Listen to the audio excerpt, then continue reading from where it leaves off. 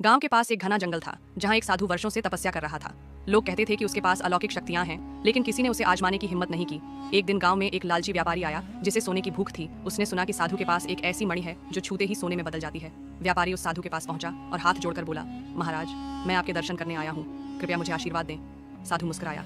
उसकी आंखों में एक अजीब चमक थी। उसने कहा, जो चाहता है वही मिलता है, पर क्या तुम उसकी कीमत चुका सकते हो? व्यापारी लालच में भरकर बोला, हाँ महाराज, मैं किसी भी कीमत के लिए तैयार हूँ। साधु ने मुस्कुराकर एक मणि निकाली जो हल्की सी रोशनी बिखेर रही थी। उसने व्यापारी से कहा, इस मणि को हाथ में लो, लेकिन ध्यान रहे, अगर लालच किया तो यह तुम्हें नष्ट भी कर सकती है। व्यापारी ने कांपते हाथों से मणि उठाई। जैसे ही उसने उसे छुआ, उसका शरीर धीरे धीरे सोने में बदलने लगा। वह चीखने लगा, महाराज, मुझे बचाइए, मुझे नहीं चाहिए यह मणि। लेकिन साधु शांत बैठा रहा। धीरे धीरे व्यापारी पूरी तरह सोने की मूर्ति में बदल गया।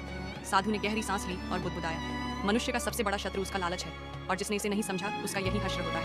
फिर उसने मणि उठाई और हवा में उछाल दी। मणि जलकर राख बन गई और साधु अंतर ध्यान हो गया। गांव वाले जब अगले दिन